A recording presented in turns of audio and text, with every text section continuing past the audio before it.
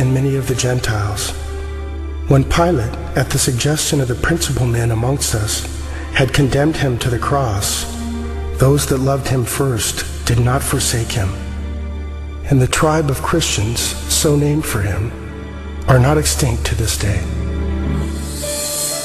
In a court of law, the rebuttal case is an opportunity for the other side to present their evidence. Well, in recent years, there's been a proliferation of books and articles about the so-called Gnostic Gospels. And I wanted to figure out, does this represent the mainstream of academic scholarship? The Gnostic Gospels are a collection of religious writings from the 2nd and 3rd centuries. They blend the teachings of Jesus with a variety of ancient philosophical beliefs. According to the tenets of Gnosticism, the universe was the creation of a flawed and wicked God. Therefore, all matter was evil. Salvation from this world could only be attained through secret knowledge about the spiritual nature of man. There's been a lot of talk about the Gnostic Gospels, the Gospel of Mary Magdalene, the Gospel of Philip, the Gospel of Thomas. These documents are almost universally recognized to be much later than the New Testament Gospels and not to record historically reliable material related to Jesus. Well, the New Testament Gospels give us a portrait of an early 1st century Palestinian Jesus of Nazareth. The Gospels from the 2nd century, which are mostly Gnostic Gospels, such as the Gospel of Judas, or the Gospel of Thomas, or the Gospel of Philip, or the Gospel of Mary, they give us a very different Jesus. Now, you can pick and choose if you want. You can say, well, I like the 2nd century Gnostic Jesus better. Others might want the early 1st century Palestinian Jesus. But if you're going to be a scholar about it, and you're going to talk about, well, which Gospels really do give us earlier traditions that more reliably reflect the actual historical Jesus, you got to go with the New Testament Gospels every time. There's a view among some that there were all of these different competing views of Jesus Christ, and that the one that won out became the orthodox perspective of Christ reflected in the Gospels. All the evidence runs contrary to that. Jesus was a 1st century Jewish teacher who revealed and demonstrated himself to be the Messiah. That's the presentation we get in Matthew, Mark, Luke, and John, the New Testament Gospels. These later Gospels, these Gnostic Gospels, present a very different Jesus, almost a Greek philosopher, an esoteric Gnostic Jesus. It's clearly not the authentic historical Jesus. What I've come to discover is that the Gospels in the New Testament, Matthew, Mark, Luke, and John, are our best sources for Jesus.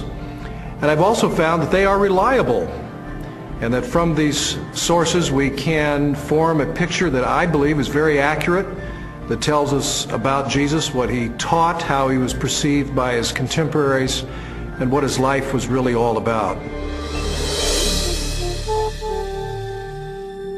Everything from Jesus' parables to his healings, to his controversies, to his warnings, and all of that, the reason they were telling this stuff is that not just it was good advice for them in their own day, but that it actually mattered, that it actually happened.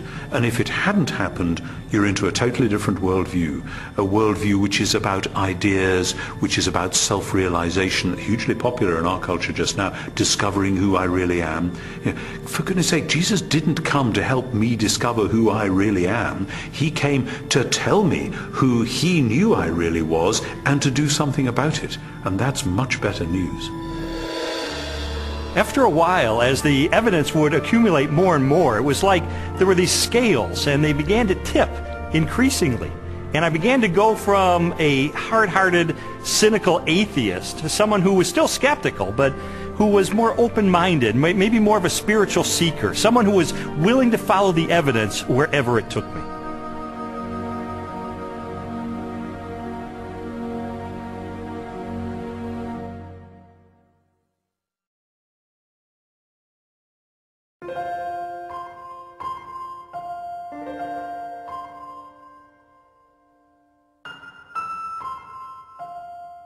This whole time I was on this investigative journey, Leslie and her friends behind the scenes were praying because they knew that I was checking into the evidence. I was looking into these issues for myself, and they just wanted me to be open-minded about the evidence that I found. I was feeling like my whole world was opening up into something new and way more exciting and fulfilling than what we had been on. And it was that frustration of trying to help him to recognize that that was the case. Well, Leslie tried several things during this period to try to spur me on in my investigation. It didn't help very much. For instance, she would leave Bible tracts around the house, or she would take a Christian book and highlight certain passages and leave it open on a coffee table, things like that. And it really didn't help. And I told her it was not helping, and she understood that. But I think sort of the whole time she was holding her breath, because this was not a very smooth investigation. He would take 2 steps forward, 3 steps back. Sometimes it looked like he was really getting it, and other times he would just turn into an angry, frustrated person again. And so it was a very frustrating time for both of us. I believe Jesus was a real person. I believe he did live. I guess there are some exaggerations in the Bible, I'd have to say. I don't believe we'll ever know if Jesus was really what everyone thinks he is. I think it's a lot of folklore. I think it's a lot of historical misrepresentations. I think it's a lot of wishful thinking. But I don't think we know, and I don't think we'll ever know, and I don't think there's any way to prove what has been claimed about Jesus for all these years. The biographies of Jesus in the New Testament gave me a lot of information about him. But Christians were saying that he is the Son of God. That's a huge step to take to believe that. And so I sought out more scholars so I could pose to them this question: who was Jesus?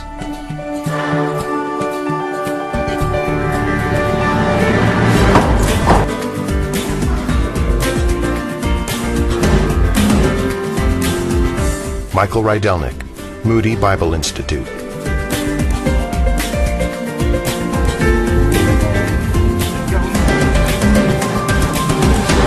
Ben Witherington, Asbury Seminary.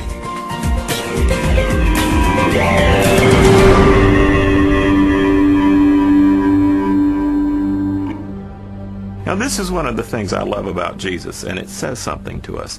His identity is complex. He can't be pigeonholed. He fits no one formula. There's a lot of aspects to who he is. But always, he presents himself as a challenge to the status quo, to preconditioned thinking about what Son of God, what Messiah must be. He's carving out his own niche. He's doing his own thing like a great and creative artist. He is not simply replicating anything from the past. He is taking bits and pieces of prophecies and ideas and wisdom literature and law and you name it, and he's made a whole new gumbo. And he's serving it up, and people don't know what to think. He goes in a synagogue and says some of this stuff, and they go, wow, a new teaching, and with authority. Shazam! Amazingly, people say, you know, no one teaches like him because he spoke with his own authority. Our sages, our rabbis, always thought that you have to teach in the name of someone else. You know, Rabbi so-and-so says in the name of Rabbi so-and-so. That's the way rabbis were taught to teach. Yeshua came and said, you've heard it said, but not what my rabbi taught me, but I say unto you. And he would clarify, even overrule in some ways, the Old Testament law. Well, this law was given by God himself, for Jesus to say, I am the authoritative interpreter of the law. I am the one who has come to fulfill the law. That's an extraordinary claim, a claim to essentially the authority of God. The Spirit of the Sovereign Lord is on me, because the Lord has anointed me to preach good news to the poor. He has sent me to bind up the brokenhearted, to proclaim freedom to the captives. Isaiah 61:1. It's interesting because when Yeshua went into the synagogue, that was the passage he read. And he says, this day, this verse is fulfilled in your hearing. And basically he's saying, I'm the servant that's described here. I'm the one who fulfills this. Philip comes to Jesus and asks him to show us the Father, and Jesus says, the one who has seen me has seen the Father. Jesus clearly presents himself as the self-revelation of God. Those who meet Jesus are, in fact, meeting God. When Jesus is brought before Caiaphas, the high priest, and some of the Sanhedrin members that have gathered the evening that Jesus is arrested, they're trying to find incriminating evidence, they're trying to find incriminating testimony, and they're not doing real well. And finally, the high priest asked Jesus directly, tell us plainly, are you the Messiah, the Son of God? And Jesus says, I am. And you will see the Son of Man seated at the right hand, coming with the clouds of heaven. And there Jesus has combined phrases from Daniel 7 and Psalm 110.